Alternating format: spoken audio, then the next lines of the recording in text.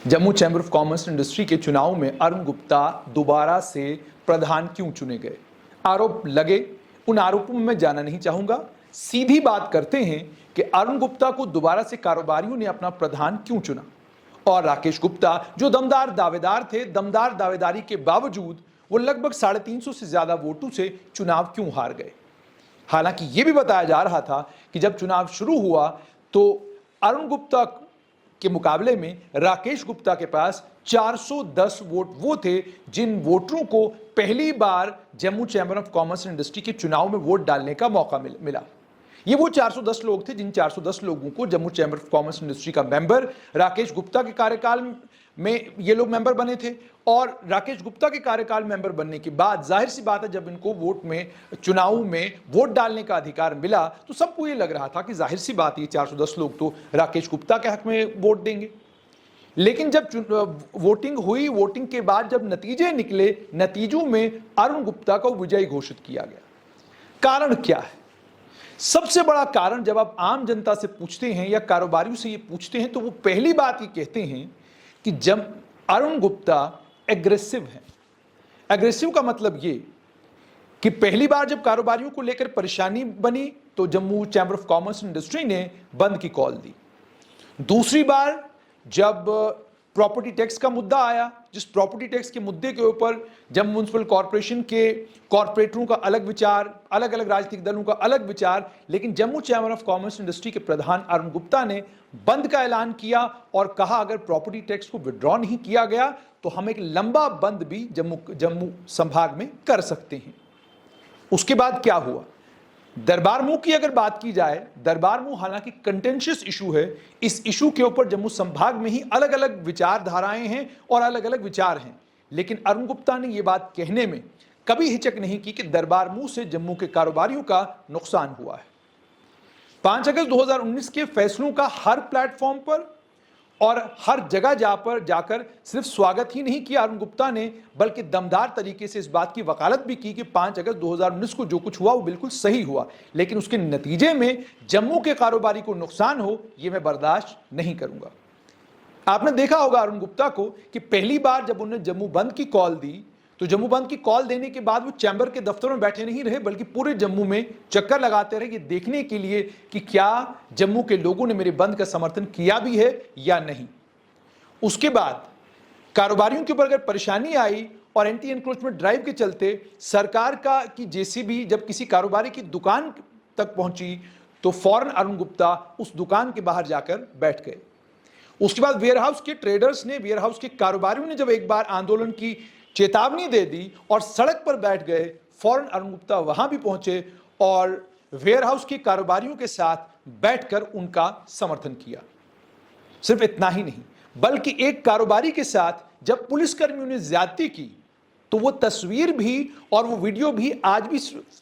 मौजूद है social media के ऊपर, जिस वीडियो को आप देख सकते हैं कि Jammu chamber of commerce industry का प्रधान गांधीनगर के पुलिस थाने के बाहर खड़ा है और इंतजार कर रहा है कि कब उसको पुलिस वाले अंदर जाने देंगे ताकि वो कारोबारी से जाकर बात करे और उससे मालूम करे कि आखिरकार हुआ क्या, पुलिस वालों ने उसको गांधीनगर थाने पहुंचाया क्यों। उसके अलावा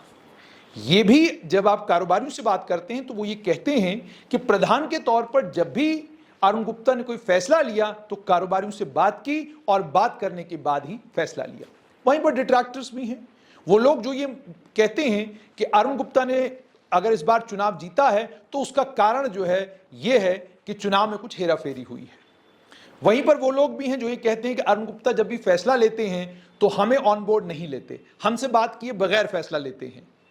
और उनका हर फैसला जो होता है वो उनका निजी फैसला होता है। लेकिन जब आप चैंबर में जो उनकी टीम है उससे बात करते हैं तो टीम ये कहती है कि कोई भी फैसला लेने से पहले अरुण गुप्ता पूरी टीम को बिठाते हैं, पूरी टीम के साथ जब सलाह मशवरा हो जाता है और उसके बाद पूरी टीम एकजुट होकर जब किसी बात पर सहमति जताती है उसके बाद ही अरुण गुप्ता आगे बढ़ते हैं। अब अलग अलग समय पर जब अरुण गुप्ता ने कभी बंद की कॉल दी, अरुण गुप्ता ने सरकार को चेतावनी दी, आपने उस समय देखा होगा कि हमने भी स्ट्रेट लाइन के माध्यम से अरुण गुप्ता से बात की, तफसील से उनसे सारी बातें पूछी, तो उन्होंने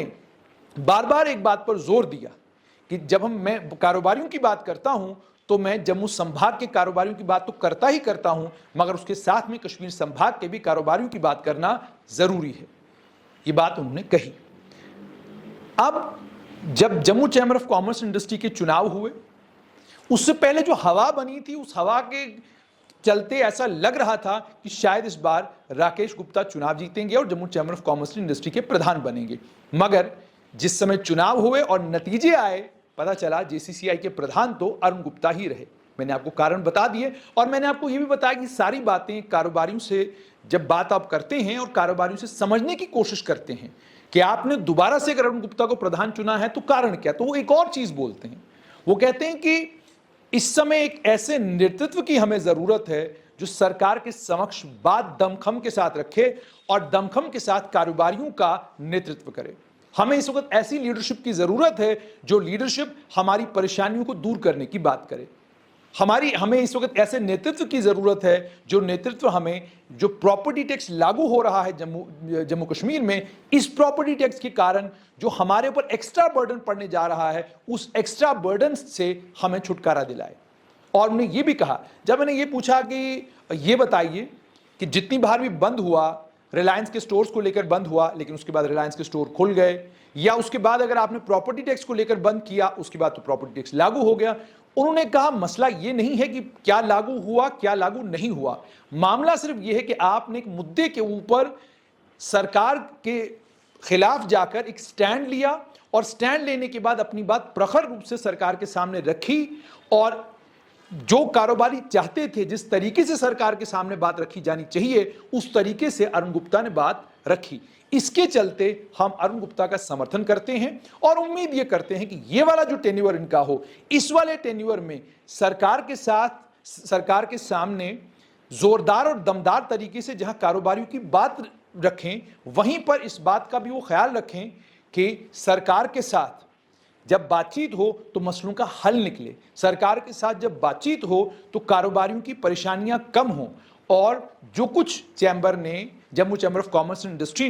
के चुनाव में जो चैम्बर की टीम ने सारे कारोबारियों से वादे किए हैं, उन वादों पर अब ये टीम खरा उतरनी चाहिए। अब ये तो था विश्लेषण इस बात का कि अरुण गुप्ता चुनाव क्यों जीते, और ये सारा विश्लेषण मैंने जितने भी जम्मू के कारोबारी हैं उसमें जो बड़े नाम हैं उनसे बातचीत करके और उनसे ये पूछकर कि आपने चुनाव में अगर अरुण गुप्ता को वोट दिया तो कारण क्या है, उन्हें कारण स्पष्ट रूप से ये बताए। अरुण गुप्ता के जीतने का अगर विश्लेषण थोड़ी लाइनों में करना हो तो विश्लेषण ये है कि हर वो आवाज जो सरकार के फैसलों की मुखालफत करती है, कारोबारियों को वो आवाज अब पसंद आने लगी है।